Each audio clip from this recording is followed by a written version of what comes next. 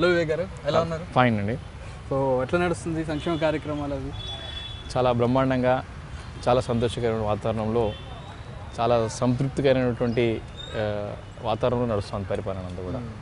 4 ఏళ్ల పాలన ఎట్లా చూస్తారు? ఎన్నో చక్కటి కార్యక్రమాలు, ఎన్నో అభివృద్ధి కార్యక్రమాలు, ఎన్నో సంక్షేమ పథకాలు మా చేతుల మీదకి వెళ్ళి ప్రారంభం కావడం.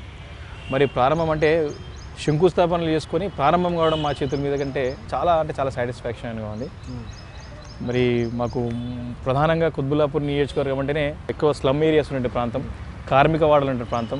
ఇక్కడ ప్రధానంగా మాకంతా కూడా కలుషితమైనటువంటి నీళ్లు ఉండేటువంటి ప్రాంతం ఇదంతా కూడా. ఎందుకంటే జీడిమెట్ల, బాలనగర్, గాంధీనగర్ ఇవన్నీ కూడా పారిశ్రామిక వాడల మూలన గతంలో భూగర్భ జలంతా కూడా కలుషితం అయిపోయినాయి.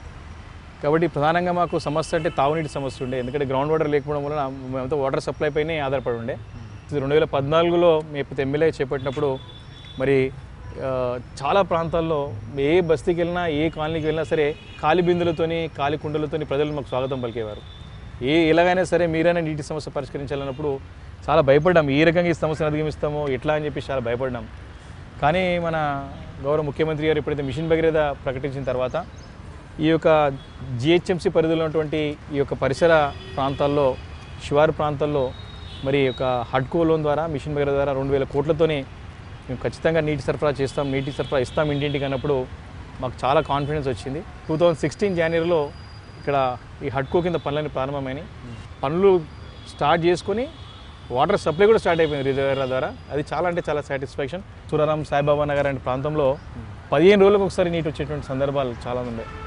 అలాంటిది ఇప్పుడు 2 డేస్కి ఒకసారి వాటర్ వస్తూ ఉన్నాయంటే అక్కడ అంటే అంతకంటే పెద్ద అచీవ్మెంట్.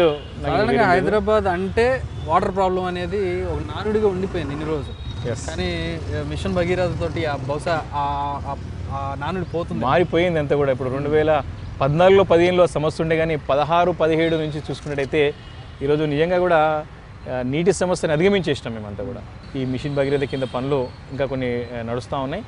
100% ఈ సంవత్సరం ఎండింగ్ లోపల, డిసెంబర్ లోపల అన్నీ కూడా పూర్తయిపోతాయి. ఈ గతంలో ఉన్న ఉమ్మడి రాష్ట్రంలో చూసుకున్నట్టయితే కూడా హైయెస్ట్ ఓటర్స్ ఉంటే కాన్స్టిట్యున్సీ కుత్బుల్లాపూర్ కాన్స్టిట్యున్సీ. కాబట్టి ఇలాంటి కాన్స్టిట్యున్సీకి నేను ప్రాతినిధ్యం వహించినందుకు మరి గౌరవ ముఖ్యమంత్రి గారి ఆశీస్సులతో, గౌరవ మంత్రులు కేటీఆర్ సహకారంతో మేము తాగునీటి సమస్యని మాత్రం అధిగమించగలిగినామనడానికి నేను చాలా సంతోషిస్తా ఉన్నాను. ఒక రకంగా సవాలు, ఒక రకంగా ప్లస్. అంటే ఇంత పెద్ద కాన్స్టిట్యున్సీ సిటీలో ఉండడం, అది మీరు మేనేజ్ చేస్తూ ఉండడం ఎట్లా అనిపిస్తుంది? ఎట్లా చూస్తారు దీన్ని? అంటే ఇంత అన్ని రకాల ప్రాంతాలు ఉన్నాయి ఇందులో.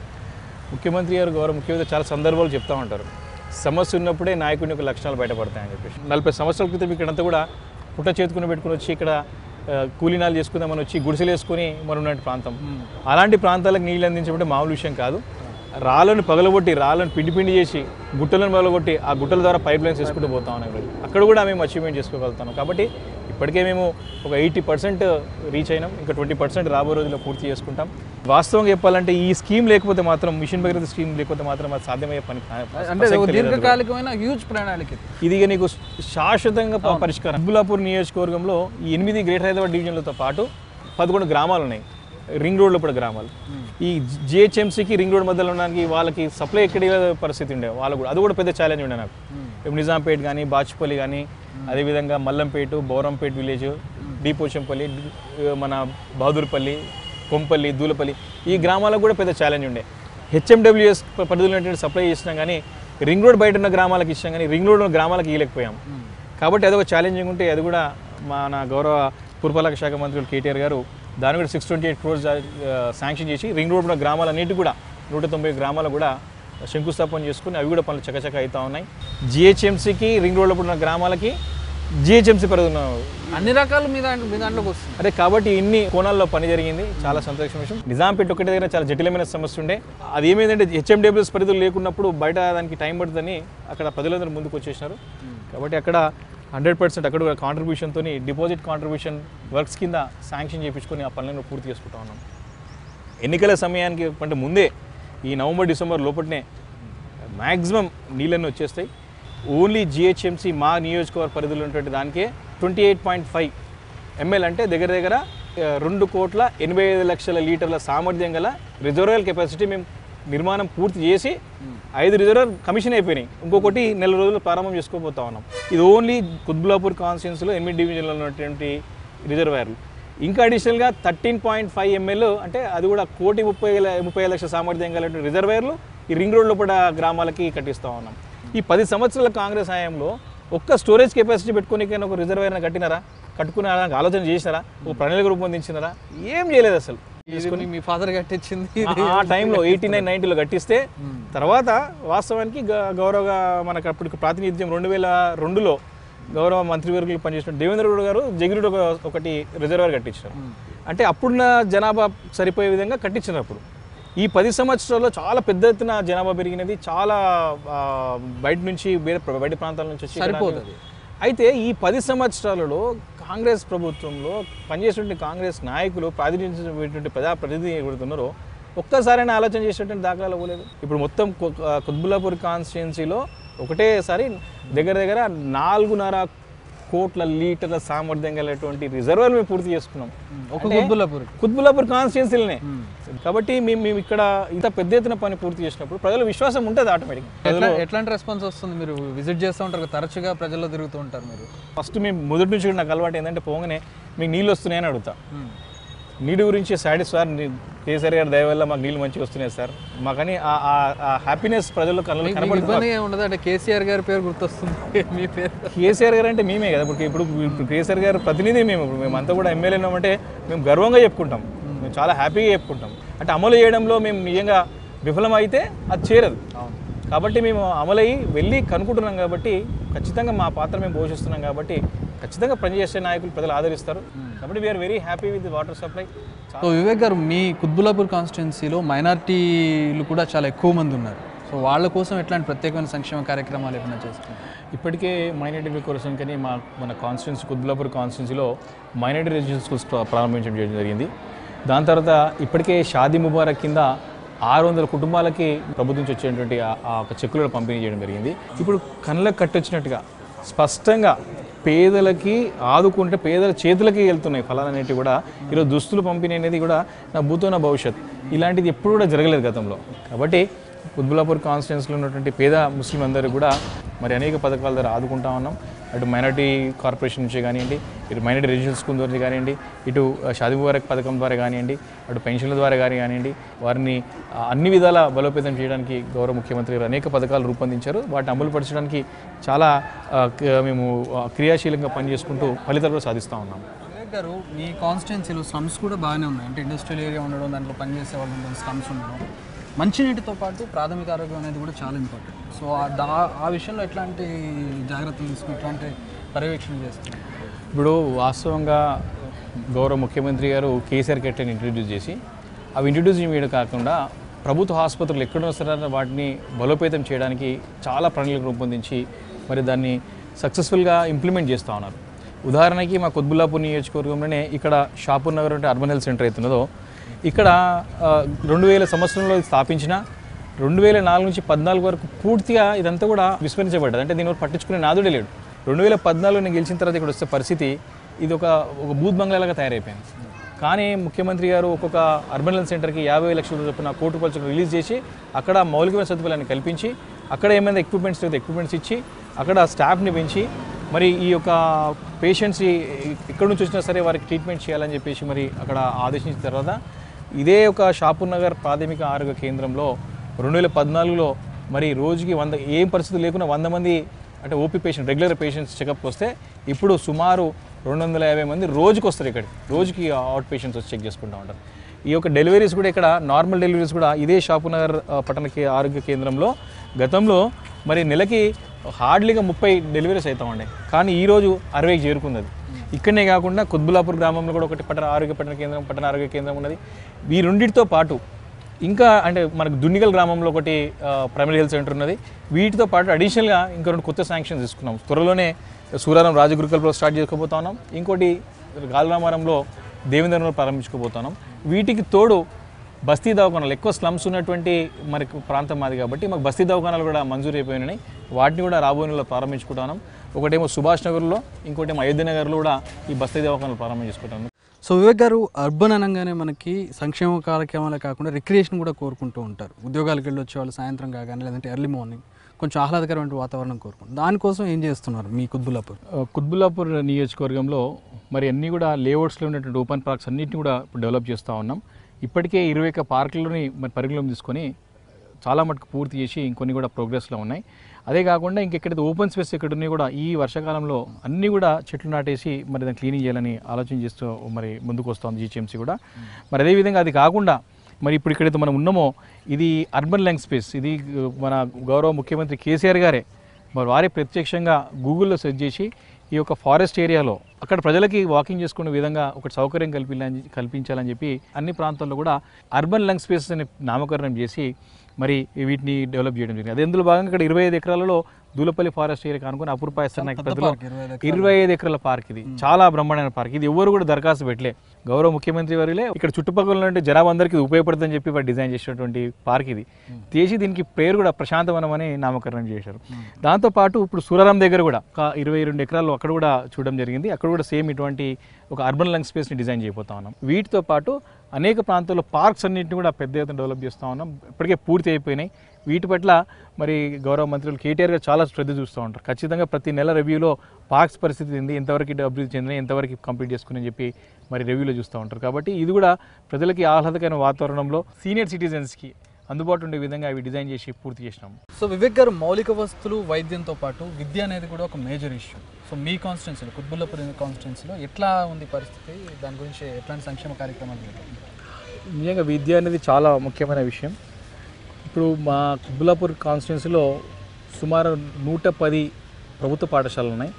వాటిని బలోపేతం చేయడానికి మరి ఇప్పటికే మరి వివిధ స్వచ్ఛంద సంస్థలతో మేము ఒక సహకారం తీసుకొని నేను కూడా నా వచ్చే జీతభత్యాలు అంటే సుమారు 95 రూపాయలు ఆ గవర్నమెంట్ స్కూల్ యొక్క డెవలప్మెంట్ గురించి మేము వెచ్చిస్తూ ఉన్నాం పేద పిల్లల కోసంపై. మరి ప్రభుత్వం కూడా మరి ఒక ప్రభుత్వ పాఠశాలని మరి స్ట్రెంథెన్ చేయడానికి అడిషనల్ ఒక బడ్జెట్ కూడా కేటాయించి మరి దాన్ని స్ట్రెంథెన్ చేస్తూ ఉన్నది. దాంతోపాటు మరి ఇంకా నాణ్యమైన విద్య, కార్పొరేట్ విద్య అందించాలన్నటువంటి ఒక చక్కటి ఆలోచనతోనే మరి గురుకుల పాఠశాలను రాష్ట్ర వ్యాప్తంగా 530 స్కూల్స్ పైచీలకు ప్రారంభం చేయడం జరిగింది. అందులో భాగంగా కుత్బుల్లాపూర్ నియోజకవర్గంలో కూడా మైనారిటీ రెసిడెన్షియల్ స్కూల్, అదేవిధంగా BC residential school, girls residential school, SC residential school, ఈ రకంగా ఒక 5 రెసిడెన్షియల్ పాఠశాలలు ప్రారంభం చేసుకుంటే సుమారు 1500 పైచులు పిల్లలు విద్యార్థులు చదువుకుంటున్నారు. ఒక్కొక్క విద్యార్థి పైన 1,20,000 రూపాయలు చొప్పున మరి వెచ్చించి ఈ యొక్క ఎడ్యుకేషన్ విద్యను అందిస్తూ ఉన్నారు. అంటే చాలా సంతోషకరమైన విషయం. ఎందుకంటే మాది ఎక్కువ కూడా పేద ప్రజలు నివసించిన ప్రాంతం కాబట్టి మరి సరైన వాళ్ళు కార్పొరేట్ విద్య అందించలేమని బాధపడే తల్లిదండ్రులు కూడా మరి నిజంగా టాలెంట్ ఉన్నటువంటి స్టూడెంట్స్ కూడా వాళ్ళు ఎగ్జామ్స్ రాసి కూడా మరి వాళ్ళు సీట్ సంపాదించుకున్న సంగతి నేను చూస్తూ ఉన్నాం.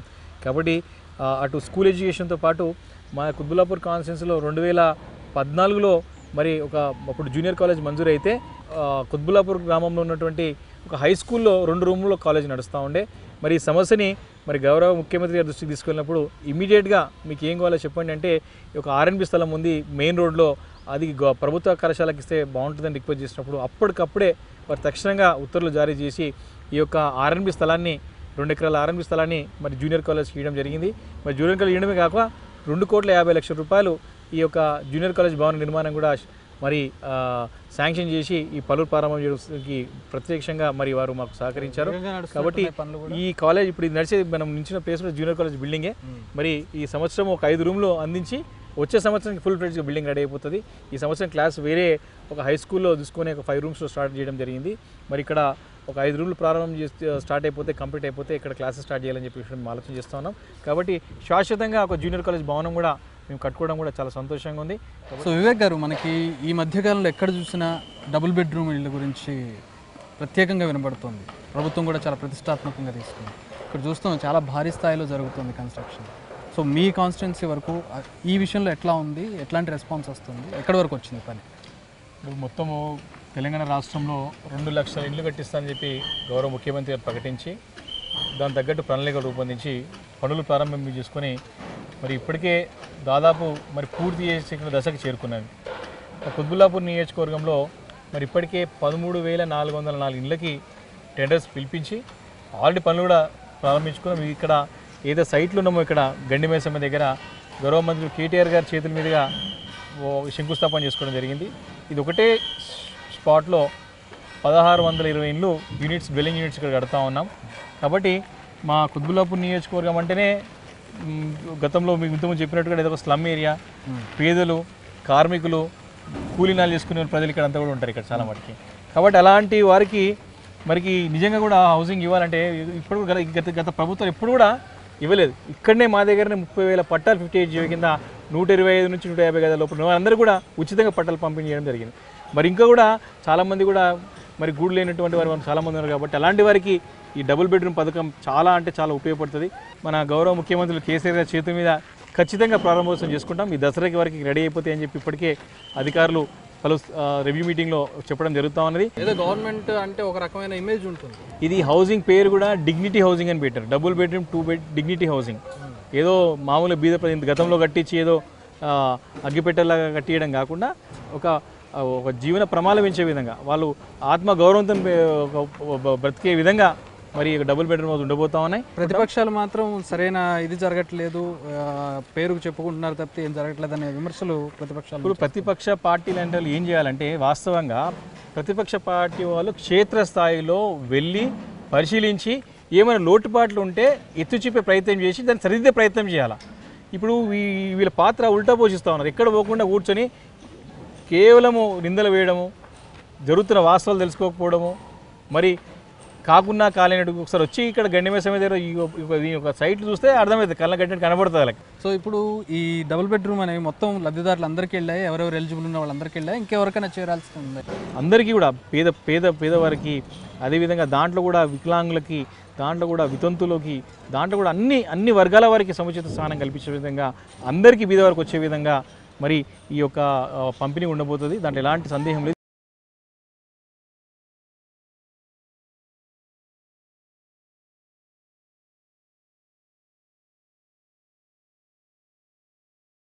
మనకి రిక్రియేషనల్లో మరి పార్క్స్తో పాటు మల్టీపర్పస్ ఫంక్షన్ హాల్స్ తీసుకోవడం జరిగింది. మరి ఇక్కడ భగత్ సింగ్ నగర్లో కూడా ఇప్పుడే ఈ మల్టీపర్పస్ ఫంక్షన్ హాల్ కూడా మరి పూర్తిగా వస్తూ ఉన్నది. ఇక్కడ భగత్ సింగ్ మల్టీపర్పస్ ఫంక్షన్ హాల్తో పాటు మరి ఇక్కడ సూరారం డివిజన్లో కూడా టీఎస్ఏఎస్సీ కాలనీలో కూడా ఒకటి మల్టీపర్పస్ ఫంక్షన్ హాల్ కూడా ప్రారంభం చేసుకోబోతున్నాము. మల్టీపర్పస్ ఫంక్షన్ హాల్స్, కమ్యూనిటీ హాల్స్తో పాటు మరి జిమ్స్ కూడా డివిజన్కి ఒక ప్లేస్లో 150 డివిజన్లకి గ్రేటర్ హైదరాబాద్ వ్యాప్తంగా కూడా ఒక్కొక్క జిమ్ని మరి ప్రారంభించడం జరిగింది. అక్కడ కూడా చాలామంది యువకులు మరి పొద్దున సాయంకాలం కూడా మెయింటైన్ చేయడం జరుగుతుంది. దాంతోపాటు సీనియర్ సిటిజన్స్ కూడా మరి ఇక్కడ మా దగ్గర సీనియర్ సిటిజన్ క్లబ్స్ ఒక 2 ఉన్నాయి. వారికి కూడా అన్నీ కూడా వసతులు కల్పిస్తూ మరి ఇక్కడ న్యూస్ పేపర్ చదవడమే కానివ్వండి, వారికి గ్రేటర్ హైదరాబాద్ నుంచి వచ్చేటువంటి ఏమంటే సదుపాయాలను వారు కల్పించడం కానివ్వండి, మరి అదేవిధంగా సీనియర్ సిటిజన్స్కి ప్రభుత్వం కల్పిస్తున్నటువంటి సదుపాయాలు ఏమనండి ఇటువంటి అవగాహన పెంచడానికి కూడా సీనియర్ సిటిజన్స్ క్లబ్స్ కూడా మా దగ్గర ఉన్నాయి. అదేవిధంగా గాలిరామారం డివిజన్లో గాలిరామారంలో సుమారు 6 ఎకరాలలో కూడా ఒక పెద్ద స్టేడియం కూడా చేపట్టబోతా ఉన్నాం. దాని కూడా ల్యాండ్ క్లియరెన్స్ ఇప్పటికే వచ్చినది. పెద్దలని, యువకుల్ని, విద్యార్థులను కూడా ప్రోత్సహించడానికి ఈ రకంగా స్పోర్ట్స్లో కానివ్వండి, ఇతర రంగాలు కూడా ప్రోత్సహించడానికి కూడా చక్కటి కార్యక్రమాలు మా కుత్బుల్లాపూర్ నియోజకవర్గంలో అమలవుతా ఉన్నాయి. సో వివేక్ గారు, పొలిటికల్గా వచ్చినట్లయితే మీ ఫాదర్ దగ్గర నుంచి కూడా మీకు ఒక కంచుకోటగా ఉన్నటువంటి ప్రాంతం ఇది. ఇప్పుడు ఎట్లా ఉంది మీకు పొలిటికల్గా? మీకు మంచి ప్రత్యర్థులు ఉన్నారా అనుకుంటున్నారా? ఎవరైనా సరే, ఏ పార్టీ అయినా సరే, ఏ నాయకుడైనా సరే టీఆర్ఎస్కి ఎదుర్కొంటే శక్తి సామర్థ్యాలు తెలంగాణ రాష్ట్రంలో కూడా ఎక్కడ లేవు. కుత్బుల్లాపూర్ నియోజకవర్గంలో కూడా మరి జరిగినటువంటి జిహెచ్ఎంసీ ఎలక్షన్స్ చాలా స్పష్టంగా రుజువైంది. అది కూడా అవే ట్రెండ్స్ ఖచ్చితంగా జనరల్ ఎలక్షన్స్ కొనసాగుతాయి, ఎలాంటి సందేహం లేదు.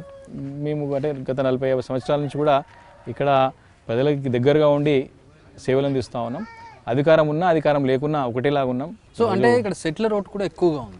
సో వాళ్ళకి సంబంధించి ఎట్లాంటి కార్యక్రమాలు ఉంటున్నాయి, వాళ్ళ నుంచి ఎట్లాంటి సపోర్ట్ వస్తుంది? అది కూడా అన్ని ప్రాంతాల ప్రజలు ఇక్కడ ఉన్నారు. ఎందుకంటే ఈరోజు చూసుకున్నట్టయితే ఆంధ్ర ప్రాంతం కానివ్వండి, రాయలసీమ ప్రాంతం కానివ్వండి, అదేవిధంగా ఉత్తరాంధ్ర ప్రాంతం కానివ్వండి, అన్ని జిల్లాలు అంటే గతంలో ఉమ్మడి ఆంధ్రప్రదేశ్ రాష్ట్రం ఉన్నప్పుడు ఆ రోజుల్లో ఉన్నటువంటి అన్ని జిల్లాల ప్రజలు కూడా ఇక్కడ ఉన్నారు. అందరితో సత్సంబాలు మెయింటైన్ చేస్తూ ఉన్నాం. ఇప్పుడు కాదు కదా, 50 సంవత్సరాల నుంచి మేము ఇక్కడ ఉండి ఒక మనిషి యొక్క వ్యక్తిత్వం తెలవాలంటే, వారి యొక్క నాయకత్వం ఏ రకంగా ఉంటుందో తెలవాలంటే చూసి ఉన్నారు. కాబట్టి దాన్ని బట్టి మేము 100% కలిసిమెలిసి ఉన్నాం. ఇప్పుడు కూడా అందరి యొక్క ఆదరణలు మనల్ని పొందే ముందుకు వచ్చాం. ఈ స్థాయికి ఎమ్మెల్యేగా వచ్చాను అంటే అందరి ఆశీర్వాదం ఉంటే, అందరి సహకారం ఉంటేనే ఈ స్థాయికి చేరగలుగుతాం. వచ్చినాం కదా అని చెప్పేసి కూడా ఇప్పుడు మేము అధికారం అంటు పెట్టుకొని విరివేయలేదు. అధికారం లేకుండా ఎట్లున్నాం, ఇప్పుడు అట్లే ఉన్నాం. ప్రతిపక్షాలు కాస్త మీరు చెప్పినట్లుగా మీరు బలంగా ఉన్నప్పటికీ కూడా ఏదో ఒక రూపేణ విమర్శలు వస్తూ ఉంటాయి, చేస్తూ ఉంటారు. ఎప్పుడైనా మీకు కన్స్ట్రక్టివ్గా విమర్శలు రావడం, వాటిని తీసుకుని మీరు వాటిని సాల్వ్ చేయడం ఎప్పుడైనా జరిగింది? ఇంకా అట్లా జరుగుతుందా? ఇక్కడ కుత్బుల్లాపూర్లో వింత పరిస్థితి ఏంటంటే, గతంలో వాళ్ళు 10 సంవత్సరాలు పరిపాలించినప్పుడు ఒక స్టాండర్డ్ పని అనేది చేయలేదు. వాళ్ళు చెప్పుకోదగ్గ ఏం పని చేయలేదు. ఈ 2004 నుంచి 2014 వరకు కాంగ్రెస్ హయాంలో ఇక్కడ పనిచేసినటువంటి నాయకులు ఒక వాటర్ రిజర్వ్ కట్టినరా, ఒక జూనియర్ కాలేజ్ కట్టినరా, ఒక స్టేడియం కట్టినరా, ఒక హాస్పిటల్ కట్టినరా, ఇంకేదైనా అంటే ఒక ప్రజలకి శాశ్వతంగా ఒక పరిష్కారం చూపించే పని ఎక్కడు కూడా చేయలేదు. ఎప్పుడైనా నాయకుడు అనేవారు అధికారం ఉన్నా లేకున్నా ప్రజలతో ఎప్పుడు సత్సంబాలు మెయింటైన్ చేయాలి. నాయకుడు అనేవాడు ఎప్పుడు నాయకుడు ఉండాలంటే ఎప్పుడు పవర్ ఉన్నా లేకున్నా ఒకటే స్థాయిలో ఉంటే వారు నాయకుడు. ధర్నాలు గిర్నాలు కూడా నామమాత్రం ఇక్కడ కూడా కనపడలేదు. అసలు ఉనికి కోల్పోయినారు వాస్తవంగా కాంగ్రెస్ పార్టీ నాయకులు ఇక్కడ ఉనికి పోయిపోయారు. చాలామంది కూడా టీఆర్ఎస్ పార్టీలో చేరి చాలా యాక్టివ్గా పనిచేస్తారు. కాంగ్రెస్ పార్టీ నాయకులు కూడా చాలామంది సీనియర్స్ నాయకులందరూ కూడా కార్పొరేటర్స్ అయ్యారు మా దగ్గర, వాళ్ళు కూడా చాలా యాక్టివ్గా పనిచేస్తూ ఉన్నారు. కాబట్టి కాంగ్రెస్ పార్టీ లేకుండా పోయింది ఇక్కడ అంతా కూడా. గతంలో కూడా డిపాజిట్ కోల్పోయింది ఇక్కడ. డిపాజిట్ కోల్పోయిందంటే ఏ పరిస్థితి ఉందో అర్థం చేసుకోండి. కాబట్టి కాంగ్రెస్ పార్టీ పెద్ద మళ్ళీ తిరిగి కోలుకునే పరిస్థితి కుత్బుల్లాపూర్ నియోజకవర్గం లేదు. సో ఇప్పుడు మీరు గ్రేటర్లో మొత్తం చూస్తూ ఉంటారు, దాదాపు మీ కాన్స్టిట్యున్సీ అంతా కూడా గ్రేటర్లో కనబడుతూనే ఉంది. సో ఎట్లా ఉంది ఓవరాల్గా టీఆర్ఎస్ పరిస్థితి ఎట్లా ఉంది? ప్రధానంగా గ్రేటర్ హైదరాబాద్లో చెప్పుకోదగ్గటి కనపడే విషయం ఏంటంటే ఎక్కువ మందికి వర్కింగ్ క్లాస్ ఉంటుంది కాబట్టి చాలా మటుకి 2014లో 13-14 ఆ సమయంలో ఈ తీవ్రమైనటువంటి విద్యుత్ సంక్షోభం, సరైనటువంటి ఈ విద్యుత్ సరఫరా లేక పవర్ హాలిడే డిక్లేర్ చేసి ఈ పరిశ్రమలన్నీ కూడా మూతపడిపోయినాయి ఆ టైంలో. కాబట్టి ఆ పరిస్థితి నుంచి ఈరోజు హైదరాబాద్ తెలంగాణ ముందుకు వెళ్తూ ఉంది. ఎలక్ట్రిసిటీ సమస్యను అధిగమించాం. రెండోది law and order. Law and order కూడా పటిష్టమైనటువంటి పోలీస్ వ్యవస్థతో ఈరోజు హైదరాబాద్ పోలీసు కానీ తెలంగాణ పోలీసు ఆదర్శం మోడల్ పోలీసుగా ఈరోజు భారతదేశంలో తయారైంది ఈరోజు. కాబట్టి ఇలా లా అండ్ ఆర్డర్ కానివ్వండి, ఈ ఎలక్ట్రిసిటీ కానివ్వండి, వాటర్ సమస్య, తాగునీటి సమస్య ఎప్పుడు కూడా హైదరాబాద్ హెచ్ఎండబ్ల్యూ హౌస్ కాలి కుండలతో కాలి బిందెలతో ఎప్పుడు ధర్నాలు ఉండే. అసలు ఈ గడిచిన 3 సంవత్సరాలు ఎప్పుడైనా ధర్నా జరిగింది అక్కడ లేదు. అంటే మంచి వాటర్ ఫెసిలిటీస్. కాబట్టి ఈ రకంగా మౌలికమైన సదుపాయాలు కల్పించడంలో, లా అండ్ ఆర్డర్ మెయింటైన్ చేయడంలో, ఉద్యోగ ఉపాధి అవకాశాలు కల్పించడంలో, పెట్టుబడులను ఆకర్షించడంలో ఇట్లా అనేక రకాలుగా మరి ఆకర్షిస్తోంది హైదరాబాద్ నగరం.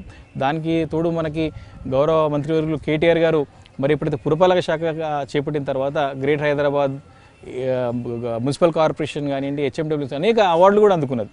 హైదరాబాద్ నగరం కూడా గత సంవత్సరం కూడా most liveable city in India అంటే అవార్డులు తీసుకుంది హైదరాబాద్. అంటే అత్యంత మనకి ఇక్కడ బతకడానికి పేద మధ్యతరగతి కుటుంబాలు కూడా చక్కటి క్వాలిటీ ఆఫ్ లైఫ్ ఇక్కడ జీవించవచ్చని మనకి హైదరాబాద్ దగ్గర గుర్తింపు వచ్చింది. ప్రజలకి అనేక ప్రచార మాధ్యమాల ద్వారా తెలుసుకుంటున్నారు ఎవరు ఏం చేస్తున్నారు, ఎవరు ఎక్కడ పోతున్నారు, ఎవరు ఏం ప్రయత్నం చేస్తున్నారు, ఏం చేయగలుగుతున్నారు, ఏం తీసుకురాగలుగుతున్నారు అని ప్రజలు గమనిస్తూ ఉన్నారు. కాబట్టి అది మంచిది. అది కాబట్టి మేము కూడా అది మేము చేసేది ఖచ్చితంగా ప్రజలకు చేరుతుంది. కాబట్టి మేము చాలా సంతోషిస్తూ ఉన్నాం. మీకు చెప్తాను తెలంగాణ రాష్ట్ర వ్యాప్తంగా అంతా కూడా ఏ రకంగానైతే జిహెచ్ఎంసీకి వచ్చిన ఫలితాలు వచ్చినాయో ఖచ్చితంగా వస్తాయి. ఇప్పటికే మేము క్షేత్రస్థాయిలో వెళ్తే తెలుస్తుంది మాకు. డెఫినెట్గా ప్రజలు ఆదరిస్తారు. ప్రజల ఆదరణ తప్పకుండా మళ్ళీ 2019 ప్రభుత్వం ఖచ్చితంగా ఏర్పాటు చేస్తాం. Right. I wish you all the best. Thank you very much.